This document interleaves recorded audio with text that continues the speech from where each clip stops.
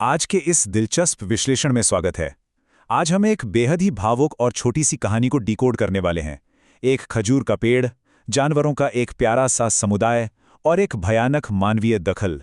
इस पूरे विश्लेषण के दौरान हम एक खास चीज पर ध्यान देंगे और वो है गति, यानी मूवमेंट। हवा का तेज चलना, जानवरों का भाग दौड़कर पानी लाना, कुल्हाड़ी का एक झटके में चलना और आंखों से आंसुओं का गिरना, ये सारी हलचल ही इस कहानी की असली जान है। तो चलिए शुरू करते हैं। कहानी की शुरुआत ही एकदम एक्शन और मोशन के साथ होती है। खजूर का बीज हवा से उड़ता हुआ जमीन पर आ गिरा। ये पहली ही लाइन दिमाग में एक बिल्कुल साफ तस्वीर बना देती है। एक अकेला सा खजूर का बीज हवा के तेज झोंकों में बेबस होकर उड़ रहा है और फिर अचानक एक सूखी बंजर जमीन पर आ गिरता है। मतलब यहां सब कुछ प्रकृति के रफ्तार और गति के हाथ में है। और यहीं से शुरू होता है पहला चरण, बीज का शुरुआती संघर्ष। स्क्रीन पर इस टाइमलाइन को देखें। घटनाएं कितनी तेजी से बदल रही हैं। पहले हवा उसे उड़ा कर लाती है, फिर सूरज की चिलचिलाती धूप तुरंत उसे झुलसाने लगती है, और तभी तीसरा कदम, एक ऊंट की अचानक और फुर्तीली एंट्री। ये दिखाता है कि प्रकृति में चीजें कितनी तेजी से जानलेवा खतरे से लेकर एक अप्रत्याशित बचाव तक बदल सकती हैं।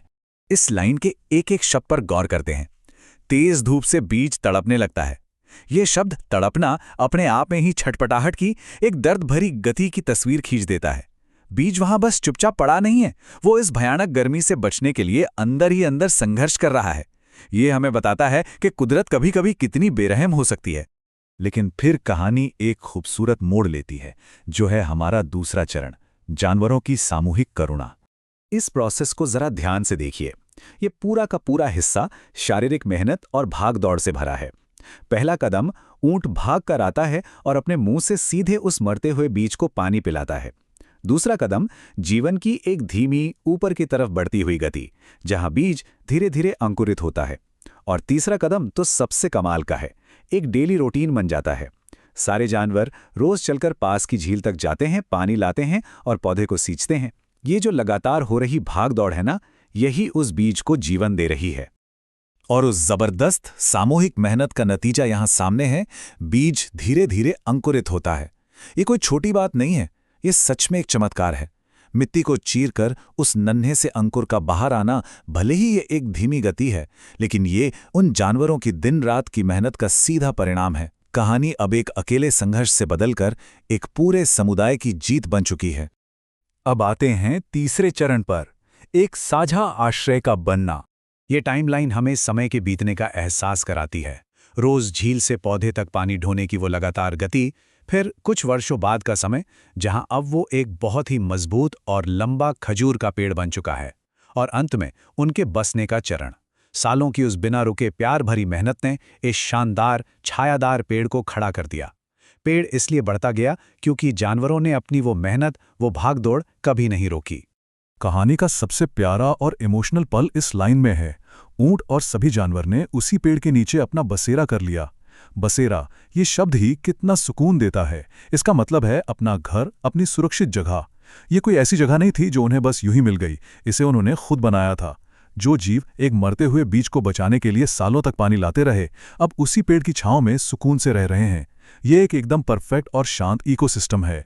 पर खैर, हर कहानी में एक बुरा वक्त आता है, और ये है चौथा चरण, अचानक होने वाला मानवीय विनाश।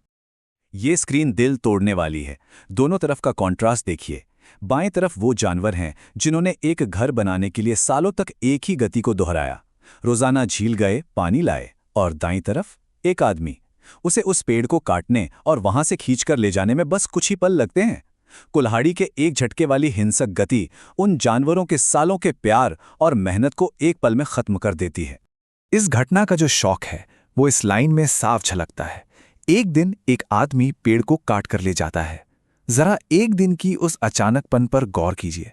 कोई वार्निंग नहीं, कोई संकेत नहीं, बस काटने और ले जाने का एक क्रूर और तेज एक्शन। ये बहुत ही कड़वी सच्चाई दिखाता है कि कैसे सालों की निस्वार्थ मेहनत को कोई ऐसा इंसान पल भर में मिटा सकता है जिसने उसके बनने में कोई पसीना नहीं बहाया। इस एक हिंसक झटके का असर कितनी दूर तक हुआ वो यहां साफ दिख रहा है। पहला, पेड़ को अचानक वहां से हटा दिया गया। दूसरा, वो भौतिक घर, वो बसेरा पूरी तरह से मिट गया। और तीसरा, वो सारे जानवर अचानक से बेघर हो गए। जो इकोसिस्टम इतने सालों से पनप रहा था वो बस एक पल में बिखर गया। जीवन देने वाली गति की जगह अब विनाश करने वाली गति ने ले ली। और इस बर्बादी को ये लाइन पूरी तरह से बयां कर देती है। बेचारे जानवरों का घर उजड़ गया। ये शब्द पढ़ते ही अंदर तक एक खालीपन और नुकसान का एहसास होता है। जिन जानवरों ने एक सुरक्षित जगह बनाने के लिए अपनी पूरी जिंदगी लगा दी, वो अब सड़क पर हैं, पूरी तरह से असुरक्षित। उनकी पूरी मेहनत को एक हिंसक झटके ने जीरो कर दिया है। और अब हम पहुंचते हैं इस कहानी के आखिरी और सबसे गहरे 5वें चरण पर, लचीलापन और वो दुख जो कभी नहीं जाता। अब यहां दो बिल्कुल अलग अलग इमोशंस एक साथ दिख रहे हैं। बाईं तरफ देखिए, ठीक अगले ही दिन प्रकृति अपना बाउंस बैक करती है। कटे हुए तने से एक नया पौधा बाहर निकलता है, जीवन की ऊपर की तरफ उठने वाली गति। लेकिन दाईं तरफ वो ऊंट जिसने सबसे पहले उस बीज की जान बचाई थी, वो रो रहा है। नया जीवन तो वापस आ गया, लेकिन एक बहुत गहरा दुख अभी भी वहीं ठहरा हुआ है। कहानी का ये हिस्सा एक बहुत ही पॉजिटिव और आशा से भरी बात कहता है, लेकिन अगले दिन उसी कटे हुए पेड़ से एक नया खजूर का पौधा उगाया। खजूर के पेड़ वैसे भी अपनी जादुई सर्वाइवल पावर के लिए जाने जाते हैं। कटे हुए बर्बाद तने के बीच से एक नए अंकुर का फूटकर ऊपर आना, ये कुदरत का करिश्मा है। प्रकृति विनाश के खिलाफ कितनी तेजी से पलटवार करती है, ये उसका सबसे बड़ा सबूत है। लेकिन कहानी खुशी पर खत्म नहीं होती। ये खत्म होती है एक बहुत ही उदास नोट पर। लेकिन ऊंट रोने लगा। यहां सारा फोकस उस ऊंट के टूटे हुए दिल पर आ जाता है। सोचने वाली बात है, जब चमत्कार हो गया, नया पौधा उग आया, तो फिर वो ऊंट क्यों रो रहा है? उसकी आंखों से नीचे गिरते आंसुओं की वो धीमी गति उस गहरे आघात का प्रतीक है जिसे कोई नया अंकुर कभी नहीं भर सकता।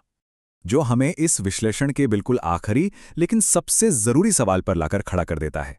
अगर पेड़ अगले ही दिन वापस उगाया तो ऊंट क्यों रोया?